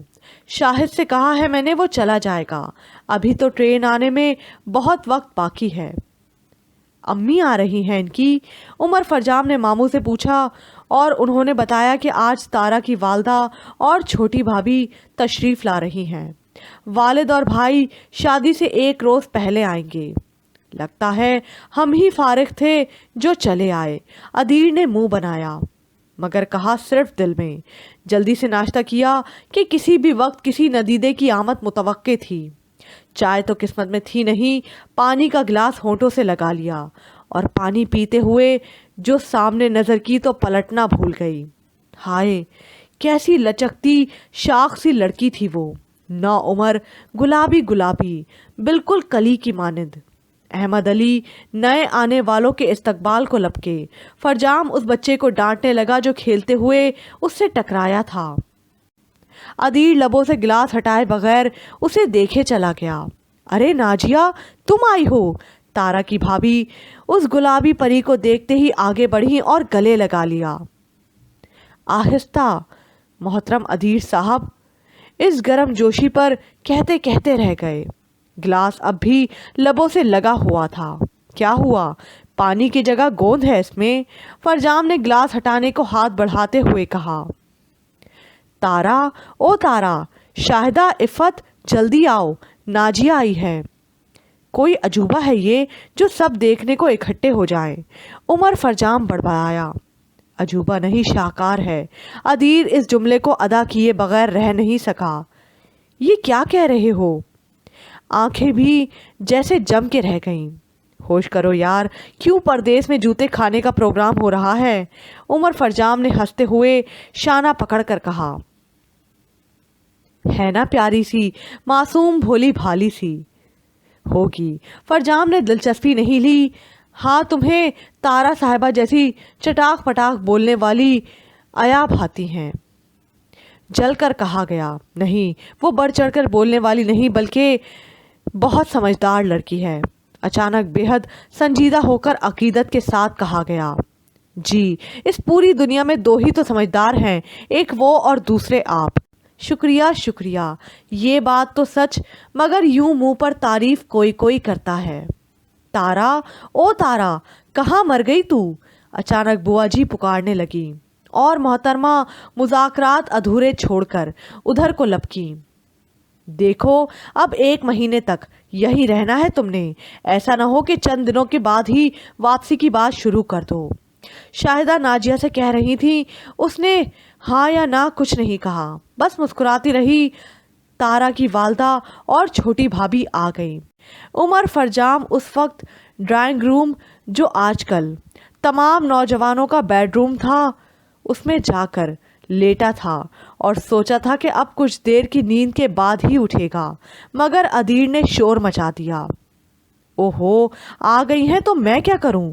چلا کر اٹھ بیٹھا۔ میں نے سوچا مارے عقیدت کے تم فوراً دیدار کو چل پڑو گے۔ بکو مت، سونے دو مجھے، شام کو مل لوں گا۔ کمال ہے۔ ادیر شانے اچکا کر واپس چلا گیا اور عمر فرجام چند منٹوں کے بعد واقعی سو گیا۔ توبہ، ان لڑکوں کو سونے کے علاوہ کوئی کام نہیں۔ جس کمرے میں جاؤ وہیں کوئی نہ کوئی جیالہ سو رہا ہوتا ہے۔ آواز بلا شبہ تارا بیگم کی تھی، اور یوں بھی ان کے علاوہ یوں کھلم کھلا طنز کوئی اور محترمہ نہیں کر سکتی تھی۔ فرجام نے چہرے سے چادر ہٹائی، پھر آنکھیں کھولیں اور کچھ ہی فاصلے پر 2 لڑکیوں کو کھڑے پایا۔ آپ کیا چاہتی ہیں؟ ہم سارا لان برابر کر کے گندم بو دیں یا پھر کھلے آنگن میں کنواں کھود ڈالیں؟ جی، یہ کام آپ کے بس کے نہیں۔ اگر آپ مناسب سمجھیں تو چچا میاں کے ساتھ لگ کر کرسیاں سیٹ کروا دیں۔ وہ اب بھی بالکل نارمل انداز میں کہہ رہی تھی، جبکہ ساتھ والی ہنسے جا رہی تھی۔ اب اٹھیں گے بھی یا سوچنے میں ہی گھنٹہ لگائیں گے؟ اف، یہ زبان، مجھے تو لگتا ہے 2 دھاری تلوار فٹ ہے آپ کے منہ میں۔ فرجام یہ کہتے ہوئے اٹھ کھڑا ہوا۔ کوئی تلوار فٹ نہیں ہے، بس مجھے غصہ آتا ہے۔ بزرگ کام کر رہے ہیں اور سب لڑکے آرام کرنے میں مصروف ہیں۔ تارا، تم یہاں ہو؟ تمہاری بھابھی کب سے ڈھونڈ رہی ہے تمہیں، انہوں نے شاید اپنے جھمکے دیے تھے تمہیں۔ ایک خاتون نے اندر جھانک کر کہا۔ ہاں ہاں، بالکل دیے تھے، آ رہی ہوں میں۔ وہ تیزی سے چلی گئی۔ مہندی سے 2 روز پہلے ادیر کی امی اور فرجام کی والدہ اور بہن سائرہ بھی پہنچ گئیں۔ میں ناجیہ کے بارے میں امی سے بات کروں گا۔ ماموں کی رشتہ دار ہیں تو ہم سے بھی رشتہ داری ہوگی۔ میرا خیال ہے امی کو کوئی اعتراض نہیں ہوگا، اور اگر اس کا رشتہ پہلے ہی کہیں طے ہوا ہو تو پھر تمہارے منہ میں خاک۔ اب اگر تمہارا بچپن میں طے ہو گیا ہے تو اس کا مطلب یہ ہرگز نہیں کہ سارے زمانے کے ساتھ یہ ظلم ہوا ہو۔ خود تو ڈوبے ہو، مجھے بھی منزل پر پہنچنے نہیں دے سکتے۔ یہ کیا کہا؟ کیا کہا؟ میں ڈوبا ہوں؟ ہرگز نہیں، میں بچپن کے اس رشتے کو سرے سے تسلیم ہی نہیں کرتا۔ نہ کرو، تمہاری سنتا کون ہے؟ بزرگوں نے ڈنڈا ڈولی کر کے لے جانا ہے۔ ادیر نے بظاہر بڑے آرام سے کہہ دیا۔ آپ کو آپ کی امی بلا رہی ہیں۔ ہاتھا پائی سے پہلے تارا بیگم آ پہنچی اور فرجام سے مخاطب ہوئیں۔ آپ ملی ہیں میری والدہ سے؟ بڑے اشتیاق سے دریافت کیا۔ جی، ظاہر ہے ملنا ہی تھا۔ اسے سر تاپا اشتیاق کی وجہ سمجھ میں نہیں آئی، پلکیں جھپک کر جواب دیا۔ کیسی لگی وہ آپ کو؟ اس کا مطلب ہے اگر انہیں ایک ساس کی نظر سے دیکھا جائے تو آپ کے خیال میں وہ کیسی ساس ثابت ہوں گی؟ ادیر صاحب نے تشریح فرما دی۔ سنتے ہی محترمہ ناراض ہو گئیں۔ لاکھ کہا، ہمارا یہ مطلب نہیں کہ آپ انہیں اپنی ساس کی نظر سے دیکھیں، مگر یہ کہہ کر وہ چلتی بنی۔ خوب سمجھتی ہوں آپ جیسوں کو۔ تمہیں وضاحت کرنے کو کس نے کہا تھا؟ فرجام نے ادیر کی گردن دبوچ لی۔ کمینے، میں نے تو تمہاری چاہت اس پر عیاں کی ہے، اب دیکھو کیا رد عمل ہوتا ہے۔ ہاں، یہ تو میں نے سوچا ہی نہیں۔ فرجام نے ہاتھ ہٹا لیے۔ ویسے تم کھل کر اس لڑکی سے بات کیوں نہیں کرتے یار؟ کمال کرتے ہو ادیر، بھلا مجھ جیسا شریف اور باعزت شہری ایک حسینہ سے بے عزتی کرواتا اچھا لگے گا؟ اگر اس کے دل میں تمہارے لیے کوئی نرم گوشہ ہوا تو بے عزتی ہرگز نہیں کرے گی، شرما کر سر جھکا لے گی۔ ویسے ادیر یار، اتنے دنوں سے جو اس گھر میں ہیں ہم لوگ، اس دوران مجھے تو ایک بار بھی محسوس نہیں ہوا کہ وہ مجھ سے متاثر تو دور کی بات میرے متعلق اچھی رائے بھی رکھتی ہے، اور وہ ناجیہ تو ان 2 دنوں میں ہی مجھ سے شرمانے گھبرانے لگی ہے۔ ادیر کی آنکھوں میں ستارے جگمگانے لگے۔ وہ بڑی بھولی بھالی سی نوعمر لڑکی ہے، اسے پتہ نہیں ایک لدھڑ سے محبت کرنے کا انجام کیا ہو سکتا ہے۔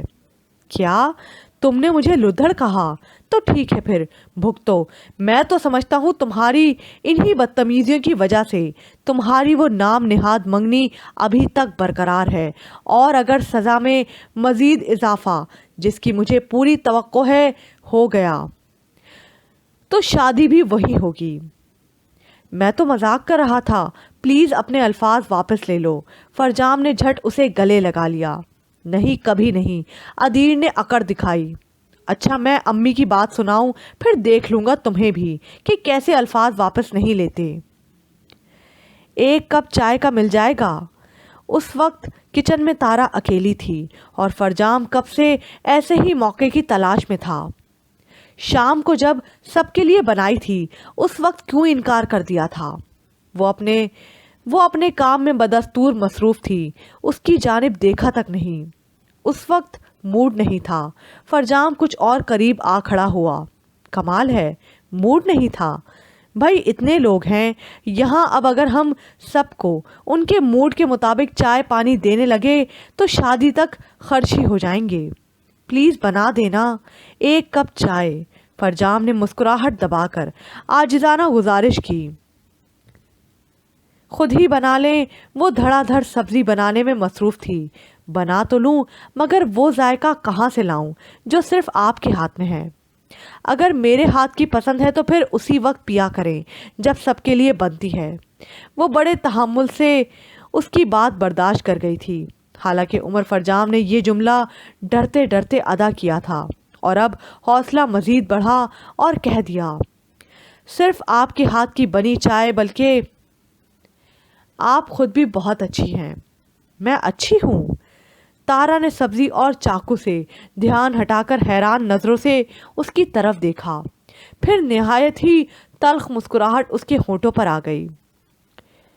کچھ دیر وہ عمر فرجام کی طرف عجیب سی نظروں سے دیکھتی رہی اور پھر یہ کہہ کر کچن سے چلی گئی، آپ کو غلط فہمی ہوئی ہے فرجام صاحب، میں بالکل بھی اچھی نہیں ہوں۔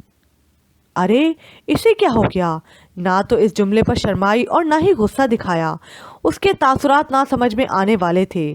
وہ کچھ دیر اکیلا کھڑا رہا، پھر ادیر کی تلاش میں باہر چلا آیا۔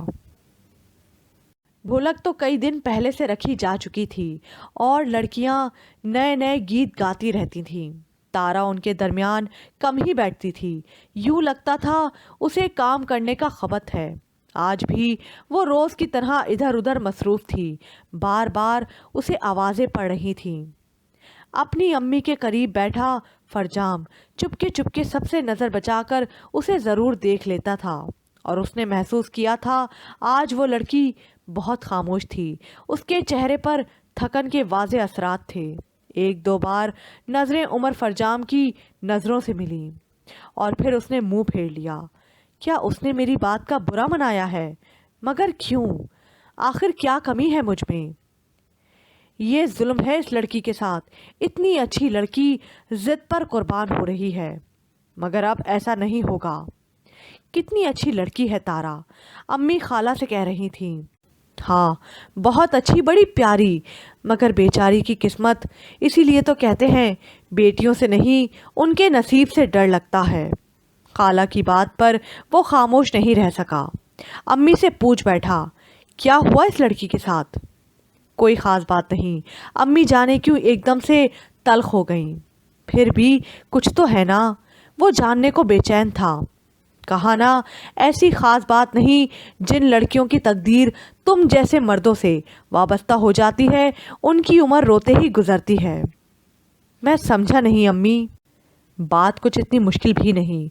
बस यूं समझ लो, तारा और खुशनवा एक ही कश्ती की सवार हैं। उसका निकाह 6 साल पहले हुआ था। अब शौहर कहता है ये हाई सोसाइटी मूव करने की अहलियत नहीं रखती, जबकि उसके और तारा के ख़ानदान वाले हर हाल में इस रिश्ते को बरकरार रखना चाहते हैं। जैसे हम तुम्हारे और खुशनवा के रिश्ते को मजबूत से मजबूत तर होते देखना चाहते हैं। मगर उसने अम्मी का आखिरी जुमला सुना ही नहीं। उसे तो उस शख्स पर अफसोस था जो तारा जैसी लड़की को ठुकरा रहा था। ऐसे कमज़र्फ को तो खुद ठोकर मार देना चाहिए। वो इतनी अच्छी लड़की के काबिल ही नहीं। वो यहाँ से उठ खड़ा हुआ और एक लड़के से बातें करते अदीर को पकड़कर निस्बतन अलग जगह पर ले जाया और सारी बात गोश गुजार कर दी। लगता है हमारी खुशनवा भाभी बहुत नेक हैं। उनकी दुआएं रायगा नहीं जाती, जभी तो तुम 1000 कोशिश के बावजूद उनसे बंधे बंधन से आज़ाद नहीं हो पाते। अब ज़रा उम्मीद हो चली तो ये तारा बेगम खुद किसी की मनकोहा निकली। मुझे काफ़ी खुशी हो रही है। फरजाम का अंदाज फैसला कुन था। तुम क्या करोगे? अदीर ने पूछा, मगर उसने जवाब नहीं दिया। उसे वहीं छोड़कर चला गया। वो इस मसले पर रात देर तक सोचता रहा और ख़याल यही था कि सुबह उठते ही तारा से बात करना है। मगर हर जगह पर भांत भांत के लोग नज़र आते थे। तारा से बात करने का मौका ही नहीं मिल रहा था। वो सारा दिन मौके की तलाश में ही रहा और नाकामी हुई। सोचा कोई बात नहीं, आज नहीं तो कल, मगर बात ज़रूर करना है और समझाना है उस लड़की को। ज़िंदगी हमारी है जो हमें एक ही बार मिली है। उसे किसी की जिद के आगे हार देना मुनासिब नहीं। अगर वो तुम्हें पसंद नहीं करता तो तुम भी उसे रिजेक्ट कर दो। बाकी रहे बुजुर्ग, तो ये तो हमेशा से ऐसे फैसले करते आए हैं और तब तक करते रहेंगे जब तक नौजवान नस्ल महज उनके एहतराम में सर झुकाकर दिल पर जबर करके ये गलत फैसले कबूल करती रहेगी। उसे बात करने का मौका मेहंदी के रोज़ मिल सका। वो तैयार होकर कमरे से बाहर निकली थी और फरजाम ने उससे कहा था, तुम्हें तुम्हारी अम्मी बुला रही हैं। किधर हैं? सजी सजाई दिल में उतरती वो लड़की किसी और की हो सकती है, ये ख्याल भी उमर फरजाम के दिल में उस वक्त नहीं था। उसने कमरे की जानिब इशारा किया और ख़ुद भी पीछे हो लिया। यहाँ तो कोई नहीं है। वो वापस पलटी। ठहरो, मुझे तुमसे एक बात करना है तारा। वही बात जो उस रोज़ कही थी। वो कमरे के बीचों बीच और फरजाम दरवाजे के करीब खड़ा था। मुझे पता चल चुका है कि तुम किसी के निकाह में हो और ये भी कि वो शख्स तुम्हें अपनाते हुए कतरा रहा है। सिर्फ बुजुर्गों की जिद की वजह से इस नाम निहाद बंधन को कायम हुए इतना अरसा होने को आया है। मुझे तुम जैसी बोल्ड लड़की से ऐसी हमाकत की तवक्को हरगिज़ नहीं थी। ये ज़िंदगी तुम्हारी है और ये भी याद रखो, गया वक्त कभी लौट कर नहीं आता। اس سے پہلے کہ تمہاری جھولی میں صرف پچھتاوے رہ جائیں۔ تم کوئی فیصلہ کر لو۔ کیسا فیصلہ؟ تارا کے لہجے میں بلا کی ٹھنڈک تھی۔ میں تمہیں اپنانے کو تیار ہوں۔ تم مجھے اچھی لگتی ہو، اس کا اظہار میں نے پہلے بھی کیا تھا اور اب بھی کرتا ہوں۔ پھر خوشنوا کا کیا ہوگا؟ وہ اس کی آنکھوں میں جھانک کر پوچھ رہی تھی۔ او، تو یہ اس سلسلے کے بارے میں جانتی ہے؟ ذرا کی ذرا فرجام گڑبڑایا مگر پھر جلد ہی سنبھل گیا۔ دیکھو تارا، وہ لڑکی جس کا نام خوشنوا ہے، میرا اس کے ساتھ کوئی تعلق نہ کبھی تھا اور نہ ہی ہو سکتا ہے۔ وہ ہمارے دادا کے دوست کی نواسی ہے۔ انہوں نے کبھی یوں ہی ہماری بات طے کر دی تھی اور ہمارے امی ابا اسے نبھانے کو تیار بیٹھے ہیں۔ حالانکہ میں سمجھتا ہوں یہ رشتہ بالکل بے جوڑ ہے۔ وہ چھوٹے سے شہر میں رہنے والی لڑکی ہے، تعلق متوسط طبقے سے ہے۔ اب تم ہی بتاؤ، ایسی لڑکی میرے ساتھ چل سکتی ہے بھلا؟ فرجام صاحب، میں بھی چھوٹے سے شہر کی رہنے والی ہوں، میرا تعلق بھی متوسط طبقے سے ہے۔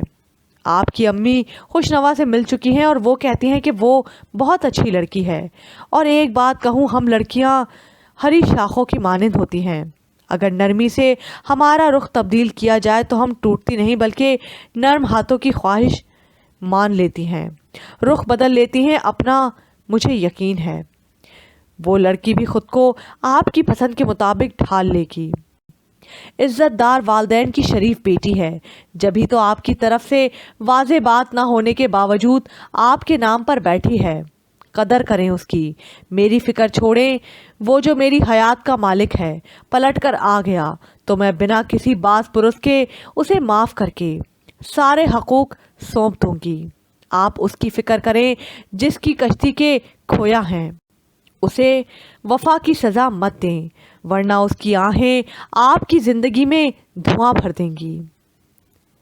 وہ فیصلہ میرے دادا کا ہے جو انہوں نے ہمارے بچپن میں ہی کر دیا تھا، یہ سوچے بغیر کہ بڑے ہو کر ان کی عادات پسند ناپسند ایک دوسرے سے بالکل الٹ بھی ہو سکتی ہیں۔ اب کے فرجام کا لہجہ خاصا کمزور سا تھا، وہ صرف اپنا دفاع کر رہا تھا۔ ہر فیصلہ انسان اپنی سمجھ بوجھ عقل سمجھ کے مطابق کرتا ہے، آگے جو قسمت کو منظور۔ یہ درست ہے کہ بچپن میں کیے ایسے فیصلے تکلیف کا باعث ہوتے ہیں، مگر یہ ضروری بھی نہیں کہ پسند سے کی گئی ہر شادی کامیاب رہے۔ اور ایسی صورت میں جبکہ میں اپنے والدین کے فیصلے سے انحراف کرنا نہیں چاہتی، آپ کا اس کی طرف لوٹ جانا ہی مناسب ہوگا۔ میں نے اپنے والدین کے فیصلے کے خلاف آواز نہیں اٹھائی۔ خوشنوا اتنے برس سے خاموش بیٹھی ہے صرف اس لیے کہ ہم نے ہر دور میں اپنی تقدیر کے فیصلے دوسروں کو کرتے دیکھا ہے، کبھی والد، بھائی، کبھی شوہر اور پھر بیٹے۔ ہم نے زندگی کے ہر موڑ پر مرد کو عزت دی ہے۔ کہنا صرف اتنا ہے کہ تھوڑا سا خیال ہمارا بھی کر لو، ہمیں یوں ٹھکرا کر کانچ کی طرح ٹکڑے مت کیا کرو۔ ایک دل ہمارے پاس بھی ہے جو بہت نازک ہے، حساس ہے۔ ہم جو بول نہیں سکتی مگر آنکھیں تو اندر کا حال بتاتی ہیں، کبھی اس اندر کی کیفیت کے بارے میں غور کر لیا کرو۔ یقین کرو ابن آدم، اس سے تمہاری عزت نہیں گھٹے گی بلکہ اور بڑھے گی۔ ہم آج بھی تمہارے سامنے سر جھکائے ہوئے ہیں، پھر بھی راہوں میں بچھے رہیں گے۔ تارا جا چکی تھی، وہ کمرے میں اکیلا کھڑا تھا، پھر کچھ دیر بعد کرسی پر بیٹھ گیا اور دائیں ہتھیلی پیشانی پہ رکھ کر آنکھیں موند لیں۔ تو لگتا ہے ناکامی ہوئی تمہاری محبت کا انجام، بلکہ اختتام ہو گیا شاید، مگر آج مجھے تم بہت اچھے لگ رہے ہو۔ مجھے امید ہے اب تم والدین کے فیصلے کو قبول کر لو گے۔ ادیر اس کے سامنے کھڑا تھا اور اس کے چہرے کی پل پل بدلتی کیفیات پر نظر رکھے ہوئے کہہ رہا تھا، محبت کا اختتام کبھی نہیں ہوتا، اس کے نام بدل جاتے ہیں، جیسے وہ محبت جو میرے دل میں تارا کے لیے تھی اب احترام میں ڈھل گئی ہے۔ میں بہت عزت کرتا ہوں اس کی اور کرتا رہوں گا۔ اور خوشنوا بھابھی، ان کا کیا بنے گا؟ ادیر کو پھر فکر ہوئی۔ تم امی سے کہہ دو میں خوشنوا سے شادی کرنے کو تیار ہوں۔ وہ لڑکی جو اتنے برس سے میرے نام پر بیٹھی ہے، اس کو اب ٹھکرا دینا بہت بڑا ظلم ہے۔